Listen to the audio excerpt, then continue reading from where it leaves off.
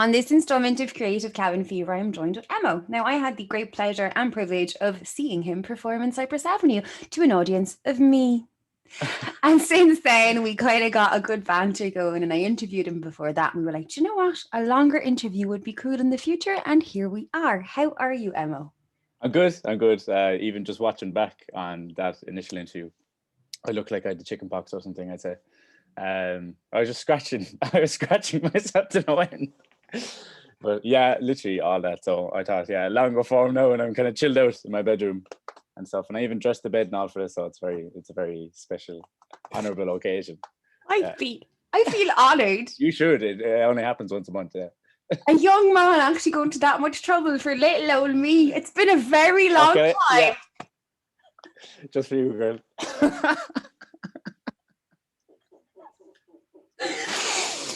So we met in Cypress Avenue, and that was great crack, and it was wonderful to see like so many different talented acts. So how do we talk about like those experiences versus like the past and gigs that we would have been attending before? Like, how do you feel about the switchover? How do you feel about the process? And Yeah, it's so new. So like that gig in Cypress Avenue in particular, like you mentioned, it was just to you, and pretty much you were the only one at it who could kind of observe it, because everyone else that was there was like the sound engineer, lighting engineer, and then three cameramen, and they're all just doing their job and stuff. So when you're singing, you really have to hone in on yourself because you get zero feedback, and like a lot of the live stuff is just kind of feeding off the crowd and the audience, and just that was taken out. None of that was there. So I think we're conditioned as musicians, when you hear nothing in response to when you perform, you feel like you're doing a bad job. So it was definitely challenging in that aspect. But it was just a first for me, and it was my first time playing that stage. Ideally, it wouldn't have been the scenario that I was in. I'd love to have been playing it, obviously with a crowd and stuff, but still delighted to have done it. It was pretty cool, and it was a bucket list moment for myself. But yeah, if that's the way gigs are going to go in the future, it'll it'll be they'll just be more intense, I think, for the performer overall. Because I don't know, with a crowd as well, and they're reassuring you with their applause and cheers and stuff like that, you can kind of ease into it a bit. But from start to finish, like when I was doing the Cypress Avenue thing, I was constantly like, "Oh Jesus, I hope this is okay."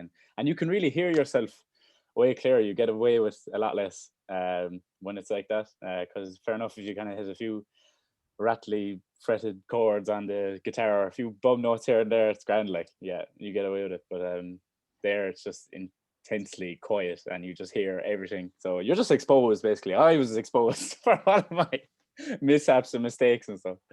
Yeah, it brought it all to light. But yeah, it's a new one. It's an interesting one, but it's good that we're pulling something out of it. That we can still do some of the live form gigs, and use our venues and stuff like that. So I hope more of these pop up, as opposed to nothing at all. So yeah.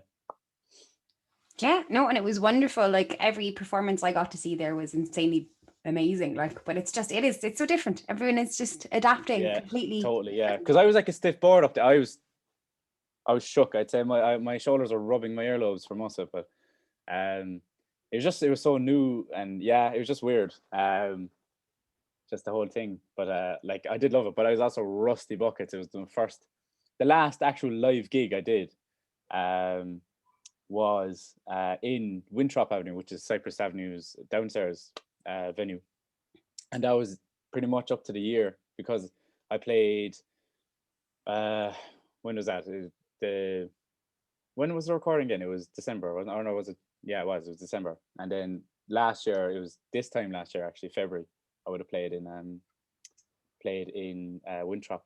So it was exactly 2 months off to the year since I 10 had played a gig. Yeah. And so it was weird in that sense. I just felt very rusty, and just from original stuff, yeah, it was just new. So it was a good kick up the arse to kind of start rehearsing a bit more and stuff, because Jesus, the weeks feel like almost days at this stage, and then before you know it, you have a month and you haven't really picked up the guitar once.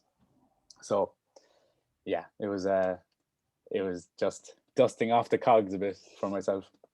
But no, it was great. No, you did great. I really love that Thanks. stream. Anyone who hasn't watched it yet, go back up and find it. Yeah, It's see, still there. judge me for how stiff I look and stuff like that. Yeah. And you can see me with the chicken pox at the start as well, scratching the life and soul out of my shoulder and the whole sorts. What an uncomfortable boy I looked on the couch like. But yeah, give it a look. It's all good. It's all good. Yeah, it's a great stream. It's really, really good. So, like, you talk there about how it's been hard to stay in the practice and like still use the guitar, but I'm interested on how did you first pick up a guitar? What made you pick up a guitar? Where did that come from? Yeah, so we kind of have somewhat of a musical family. Like the parents would have wanted us all to be able to play at least one instrument and drive and swim. They were like the key kind of credentials they wanted us to have. And like, so we learned all of those by 12. Obviously, it wasn't legal for me to go on the road by 12, but I was still whipping around the driveway, crashing into the house in the gate. There's not a bother on me, that poor tragedy. But sure, it's got to be still salted on. But yeah, so the instrument wise, it was the piano. We all started off on the piano. And I think it started there from 7. And then from there, we were allowed to kind of explore if we wanted to do music a bit further. And myself and my sister, and I've 2 sisters, 1 brother, and it looked like I had to think about that. I remember them and I love them dearly, but I have 2 sisters, 1 brother. Like we all do music and stuff, but mainly my sister and myself stayed on and kind of would have studied it a bit further. So from there, I would have went on to. I took up the clarinet of all things after the piano, which is like the nerdier cousin of the saxophone. And it was kind of an instrument I didn't want to flaunt too much when I was younger. But then from there, I learned the uilleann pipes. I moved on to that and did uilleann pipes for a while. And then I picked up the guitar when I was 16, and the guitar was kind of a cool one. Like, that's one that you don't mind having a bit of attention on you. Like you're not whipping out your uilleann pipes at a party. Like, it's just like choking a duck and tune. I love the uilleann pipes. Like they're very haunting, but they're they're not the most accessible instrument. So yeah, it's then from there the guitar. The guitar was the first kind of instrument where it wasn't set pieces. Like I could choose what I wanted to learn with it and stuff like that. And I started lessons with a guy called Gary Keane. He's a really talented musician. He's from Tralee, but he's based in Cork, and was actually based between London and Cork. But he was teaching me the guitar from 16, and yeah, it just stemmed from there, the whole growth. Because music for me up until then was very structured and set pieces of learning.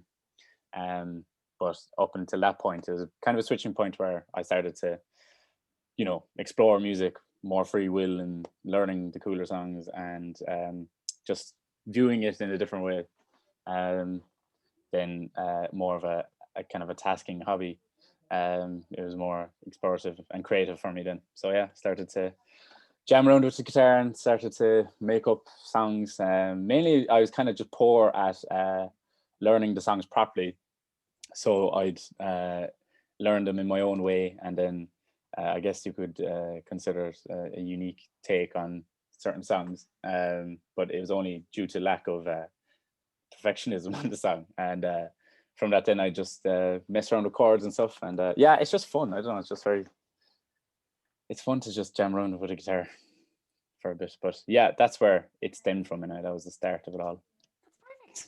It's a perfect answer. It's exactly what I wanted. It's how it happened for you. That's exactly what we're looking for. Yeah, sweet. 10 out of 10. Yo, good stuff. Yeah, so one of the things I found fascinating about you is the different subjects that you touch on upon your songs. So like you go from talking about missing your ex-girlfriend in quite a complex song, and then you talk about your friends not feeling so good, depression, and refer to him as a small bird, and then we talk about the war. Like I think your creative process is fascinating. I get some stick for the war one. Obviously, like I haven't been in World War One, like just in case anyone's wondering. But yeah, I know, shocker. I do look like I've seen a few things I thought. But no, kind of random. Yeah, I don't want to, because I'm still so early on in my career. I'm still kind of finding my I don't know, my niche, so to speak. But so that's why I'm just trying all these new kind of things.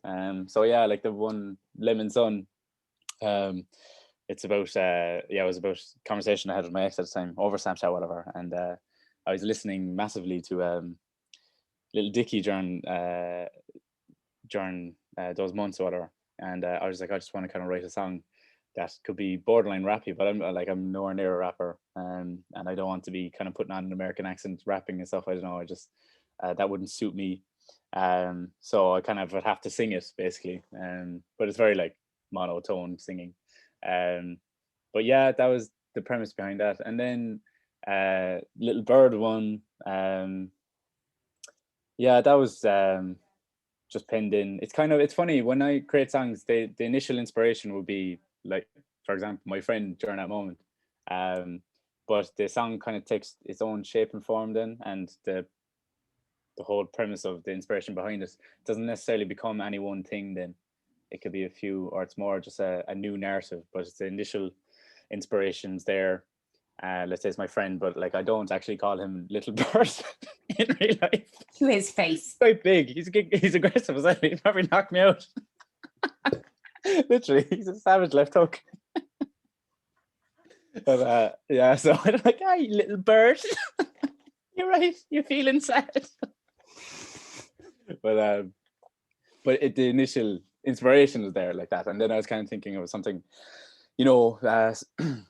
something with potential and just something that was just cute and vulnerable, and just Little Bird stemmed from that. But also then with the war one, that was just a real challenge myself kind of song, because like who am I to be writing about World War One? Like I'm not a historian. I don't know. It was a good bit of googling. I was hours just reading stuff on it. It was quite interesting because I never, I'd never thought to kind of go back on World War One. But yeah, I think there's over like 10,000 Irish soldiers fought, and obviously a lot of them perished. Interesting enough as well, like it was during troubling times at home, but on the battlefield there would have been a lot of Protestants and Catholics like fighting side by side, in that war. So it's just very interesting kind of dynamics, and I just personally, for me, I don't know if I've just been under a rock, but I haven't heard a lot about it. And then I was like, oh, I'll write a song about it, I guess. I don't know. Not that it's the most educational song ever, but it's just from that point of view. It's it's just an Irish soldier fighting. In the Battle of Somme is what I kind of envisioned, because there's a river next to it, and that's when the lyrics is about a river showing fire or whatever. But a howitzer is a gun, and I put that in the song. And yeah, it was a new one. My uncles in particular, they love it. Aunts and uncles, they all love the tune. But my friends are always questioning me as to why the hell I wrote a song about World War One. But why not? Like, you just gave a really good explanation. Like, you actually went and Googled information to learn about, like. I know, it's just a random one. It's just really random. If you like knew me day to day, I don't bang on about World War One. But that's way out of left field. But yeah, Emmo. I love World War One. Woohoo! It's my favorite out of the wars. World War Three is going to be a banger too, though. I can't wait for that song. Everyone's asking, when's World War Two coming out? My World War EP. Yeah. Why not have a trilogy? Maybe that's my niche. Oh my god, I just found it. Just started traveling like the world. It's a quick career though. There's not a lot of wars going on. Surprisingly, there are. If I started to tuck into some of the stuff going on, yeah, with America and stuff, yeah. God, if I started to Google too much information, I said it could have me killed. Yes, but, there you are. Yeah, maybe it's best not to. It's kind of badass on my part. Yeah. Because like news reporting, but like through song. Yeah, exactly. It's got a guise, so people don't notice. Like, yeah, kind of journalist, singer, songwriter kind of thing. Yeah, there's a twist. Interesting one there, though. Who knew that was going to come out in this interview? Nobody saw that one coming, and nobody wants to listen to it.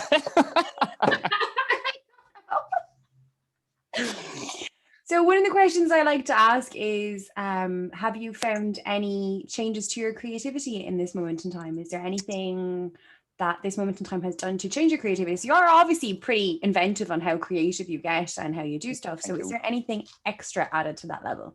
Yeah, definitely. So with all this time given to us, granted to us, I've invested way more in gear, music gear. I got the Joe Rogan mic, and I can see it's just you got. I have the same condenser myself, and the sorry, not to. This is like gear after. Show me yours.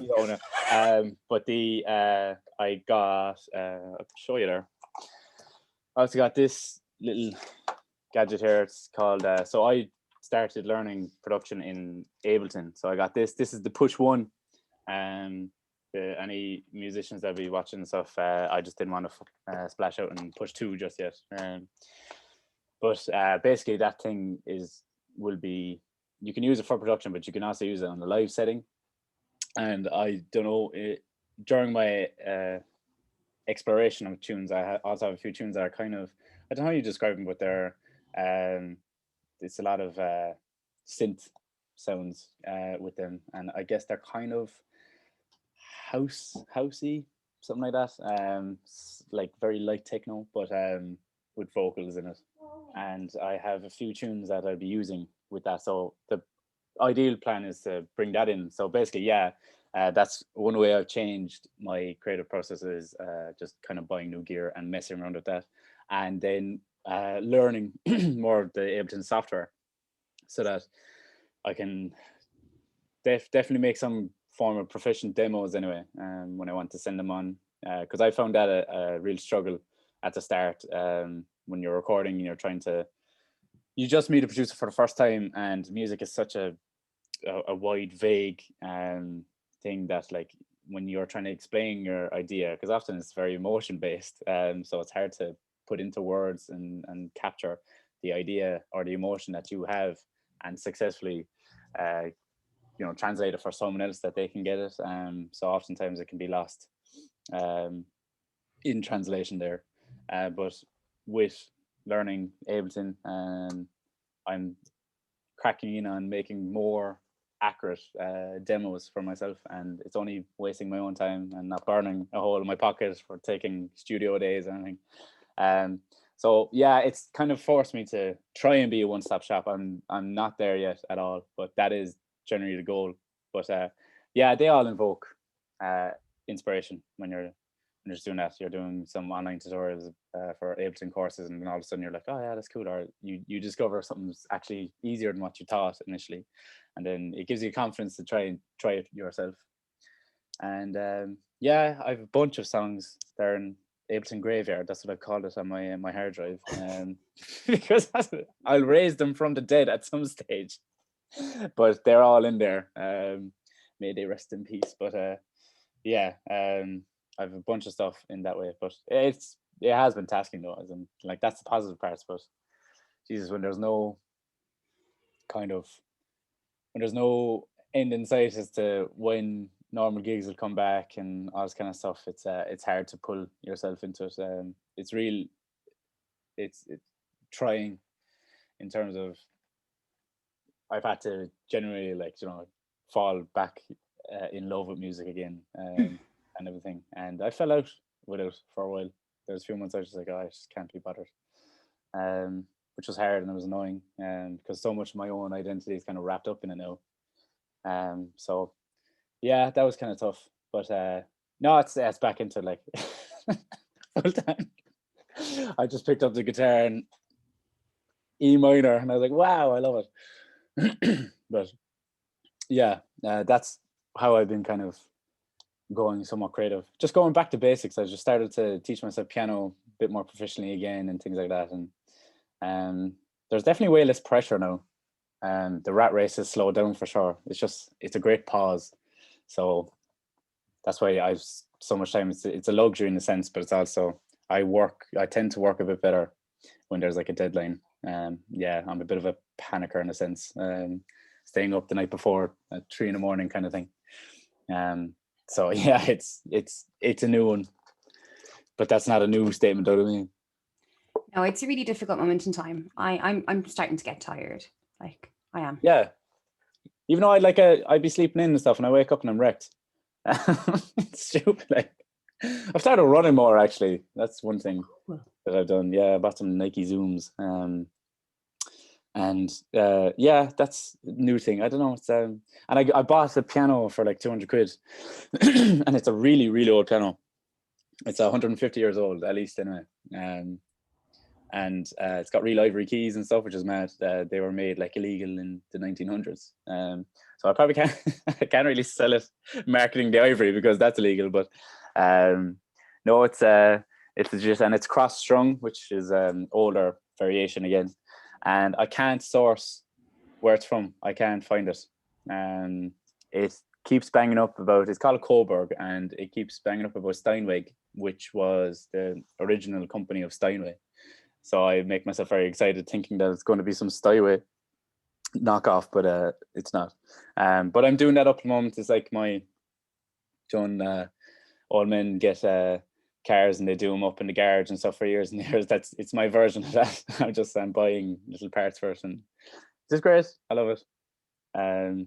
But yeah, I don't know. Does that make me? No, I think that's really fascinating. I wish I had gotten a new piano. Like, you should just go on Facebook. I bought it now 6 o'clock in the morning. That's when I bought it. And it was on a drunken whim, and I was like, I'm just going to buy a piano because I love my piano at home, and we recently got that retuned and stuff. But I only get to play it every once in a blue moon kind of thing. So I wanted one for here, and so I went off and bought it off a fella in Mallow. And the thing is bang out of tune, and there's a bunch of keys missing. Like I probably have one of the keys here, so it's missing its key. But yeah, it's real ivory, so I have to brush its teeth every once in a while to try and clean it and somewhat bleach it. But yeah, just learning the anatomy of piano. I don't know, maybe I'll just become a piano fixer in the meantime. Or there will be a song called The Anatomy of Piano, and we'll maybe, have like a whole musical journey about pianos. I think you're fascinating. Like, you're there going, yeah, this is a really weird thing to do. I nearly didn't make the interview because I have this weird thing where I don't ask people for help. And like, obviously I'm at home with my 4-year-old, and I decided I wanted to change my room around yesterday. Right. The problem is there's not very much room in there, and the bed got in the way at the door. And my neighbor had to rescue me from my own. No way, you locked yourself in. But how was the bed locked against the door and then it was just stuck there like? So I moved the wardrobe one way. Yeah. And then I tried to angle the bed the other way. You Tetrised yourself, yeah. And I got stuck because the radiator on the wall stopped the bed from moving any further. How did you call for help? You had your phone, I suppose, or did you have? She saw me in the window. She saw me in the window. I didn't even ask for help. She saw me in the window, about to burst out into tears. Oh, no way. On the bed with all the clothes going, this is a lovely new bed. Yeah. Gas. I was one of the neighbours there. How long were you stuck? About an hour. An hour in there? Oh, wow. In the meantime, though, I presume you got to grips with the spatial awareness of the room, and now it's looking fine and dandy. Oh, yeah, I'm going to spend a lot of time in that room now. So. Yeah. Bedrooms are often the case. I mean, that's my bed here. I spend 18 hours of the day here. So it's actually, I joke, right? Obviously, it's not that bad. It's the first world problem in a sense, but I feel like I'd have better routine if I was in jail. And I would have to cook my own meals. And I'd get access to some exercise or gym or something. I don't know. It's kind of, yeah. I understand there'd be someone there to wake you up and make you do stuff like. Yeah, I just might become a petty criminal, so it's not that serious. So I just get 6 months, and I'm in there for a while, and I just get a good routine, and then I can just apply that here. Because I might as well. I mean, this is a pretty bougie cell now. It's quite big, but sometimes, yeah, it does feel a bit like prison, as much as I can imagine. I'm a creative, though. I'm allowed to imagine it. Maybe there's more prison songs in me too. Who knows? Yeah, prison songs is about what I was supposed to suggest next. We've got the anatomy of piano and prison songs. Yeah, I can't wait to be inspired by something that's fun and Like prison. Yeah, prison and pianos, like, yeah, they're my go-tos. Like, yeah, you're lucky if you're sitting next to me at a wedding anyway. Christ, burn the ear off you. War one, the anatomy of pianos and prisons. Yeah, stunning. Oh, I love that. Yeah, absolutely. Look, I'm really interested to talk about gigs of the past, Yeah, venues you miss. So yeah. where I miss Mountjoy. What a prison. What a venue. Bring me back. Ah, yeah. No, go on. Sorry. actual venues, Emma? Small venues I miss. Yeah, like obviously Cypress Avenue. Even though I got to play there, but I missed the live crowd with that, and Winthrop even. I actually love Winthrop downstairs in it. It's just, yeah, it's super intimate and stuff. It's really cool. Other ones I've yet to play there, but love it as a venue is the Roisin Dove, savage spot. Whelan's, love there. Got to play there last year, so I'd love to do that again. And the Barras, be savage. Mike the Pies, great spot. Where else is there? Like, I actually miss the Opera House even. I suppose that's not too small either, but it's pretty moderate. But it's just I suppose it's just the fact that shows are going on. You kind of just miss that more so. But yeah, other small venues. Crane Lane, actually, in Cork. It's a great spot. You get some random stuff. I actually saw Fontaines DC, if I'm not mistaken, playing there before they blew up. And I thought they were kind of cover band because like their tunes are obviously so good. Like, and I was like, oh, I don't know any of these kind of the punk genre of music and stuff. But no one, as in like, there was no one really in there. They're playing away. And there's a few, like, just I think a few Spanish or something. And we're just kind of chilling, watching whatever, and it was them. And sure, no, they're huge, but it's just gas. But that's cool. I love seeing that as well, because that's it's very reassuring for me, you know, when you have gigs like that, and you're like, look, as in, it's not the be all and end all. There, it can turn around. But yeah, Crane Lane. The Yeah, I think that's it. Yeah, I'll just leave it there. That's fine. That's plenty. Yeah, that Fountain CC story, that's amazing. It's like you Yeah, yeah, expect that they were always like massive, but everyone started yeah. somewhere. hmm Literally, yeah. And that was probably 5 years ago or something. Something like that anyway. But yeah, I was like, I don't recognize any songs, but I was like, it's kind of cool he's doing the double accent with the punk songs, because I presume they're kind of English punk or something. But no, it was their own stuff, which is cool. So shout out to Fontaines, Daisy, and the boys. Well done. I was there from the get go, early adapter. I'm a diehard. Yeah. Good for you, Emma. Mm. Is there any local artist that you would like to recommend to me that I should be listening to, or that other people should be paying attention to? Yeah. One in particular, Sarah Ryan. Um, she's a fantastic artist. She, I suppose, kind of in a kindred spirit. She writes about anything and everything in a sense. But she's no, she's a good artist. She's an interesting one, and she's just literally the nicest human I've ever met in my life. Apart from yourself, Becca, girl. Done. Yeah, there's room enough for two of you up there, but I'm not even that nice, Emma. I just, you girl, don't know me yourself. well enough. Yeah, you're putting up with me anyway, girl. You're alright. But no, she's lovely. She's just a very genuine person, and obviously talented as well. So yeah, she's great. Sarah Ryan. There's also Sarah Hickey. She's another artist. She's from the same village as myself. Very underrated. It's because she's so chill. But she's starting to do stuff again, and her voice is just savage. And there's also Deary Farrell, which I know you've interviewed. Yeah, he's fantastic. Yeah, he's savage. He actually played that morning, I think, yeah, and I was talking to the lighting engineer, and he was like, "Oh, there's another acoustic solo artist in there for you." I was like, "Oh, what's his name?" He's like, "Oh, I couldn't possibly pronounce his name," and I was like, "Oh, I don't know who it is, but yeah, it's Deary." But yeah, he's brilliant. Who else there? There's a guy in Tralee, Seamus Harty's his name. He'll definitely be. he's definitely up and coming for sure. But yeah, who else is there? There's a guy up in Dublin, Martin McDonald. He's doing bits. Yeah, I know Working quite Martin. hard. Yeah, he's I only met him once. He's a nice guy. But yeah, there's a bunch. There's a rake of us really. That's a good enough list. I'm happy with that. Yeah. Yeah. So there's my shout outs. They are plentiful. They are Yeah. great. Yeah. So there's a truck. 1 second. Sounds like a flushing toilet.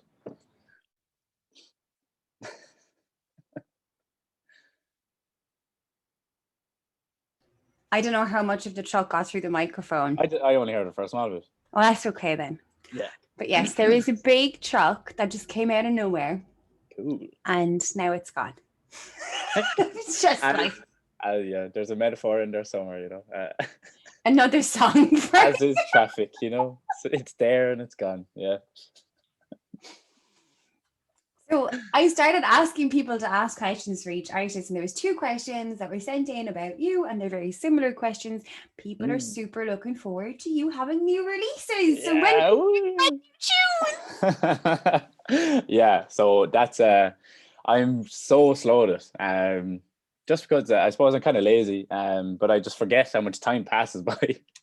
But I do. I have new music in the works. That World War One song in particular, that should be coming out with another song that I've called Make You Mine. It was like the last song I played on the set. And they will be coming. They're 2 very different songs. But I plan on either releasing either together or just one rolled out after the other. So in quick succession.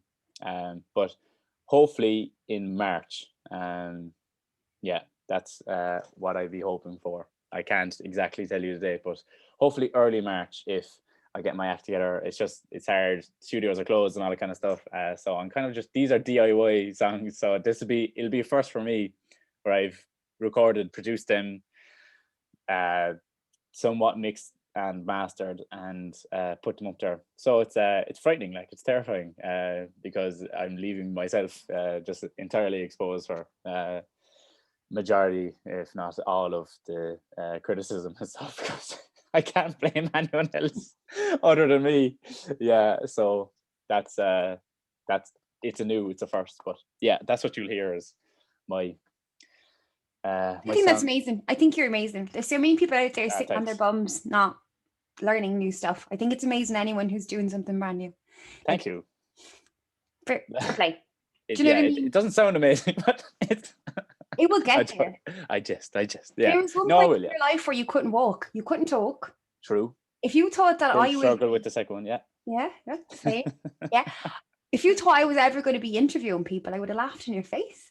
Yeah, there's growth. Yeah, be 1% better. That's all I do. I just set the bar lower, and then you live a happier life. No, but it is impressive, and it must be very scary because now everything's on you. So there are the benefits that you know exactly how you want it to sound, but you might not have the skill to make it sound. That's the thing. Yeah, it's my intent versus my skill set, and it's trying to marry the 2 of them. And right now, like obviously, my intent is up there, but my skill set is slowly building. But yeah, so you just have to balance the 2. I have to bring down my intent a bit, and obviously, I don't want to go mad on some aspects, even though I'd love it. But yeah, I have to rein it in a bit. So yeah, I think just majority they'll be kind of acousticy, somewhat. But just in case there's any fellow industry heads out there, don't judge me.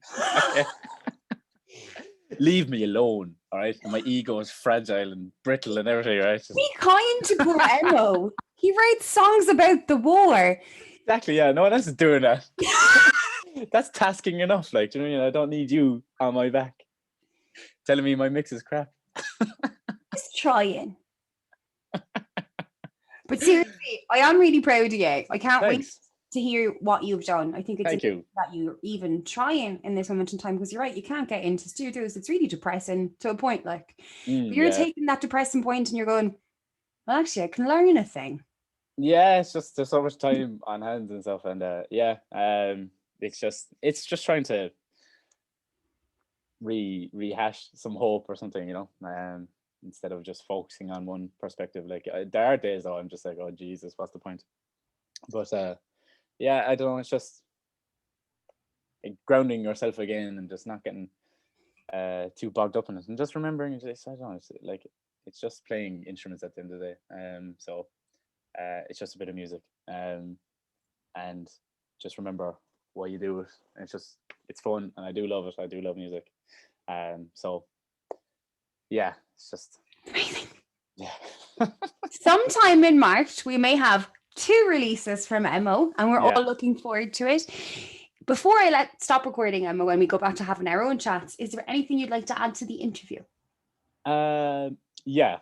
So I have 2 dates provisionally booked, all depending what's going on. But Cypress Avenue, I've booked for May the 6th. So who knows what the story is there? I just hope to God, yeah. But like obviously, I'll mention this, but I'm not pushing them too much now because the amount of gigs that have been pushed and cancelled and rolled back and all that kind of stuff. But I have that booked, and I have Whelan's as well for the same month. I think that's the 13th. So be on the lookout for those. And there'll be something coming as well in the next probably month, which will be quite funny. I'm not allowed to talk about it now, but it's very funny. It's random again for me. But yeah, it's I'll be able to talk about it after it's done. But that's on the way. And shout out to my niece. She was born 2 days ago. First niece of the family. She's my goddaughter as well. Her name is Amelia, and we're all elated. So can't see her. She's not going to understand a word of this, but just want to add that. So shout out to Neil and Neil, my brother and his fiance, who had her. So we loved him, we missed him, the whole sorts. And shout out to you as well for doing this and having interviews and keeping us all busy and on our toes in terms of questions and stuff. It's great, it's cool, I like it. Support your local and all that. But yeah, just a shout out to you. I just shout out, To everybody, I just hit my microphone. Shout out World War One. Piano Anatomy and prison songs Woo-hoo! coming next. Yeah. Happy Prison Day. Prison Appreciation Day.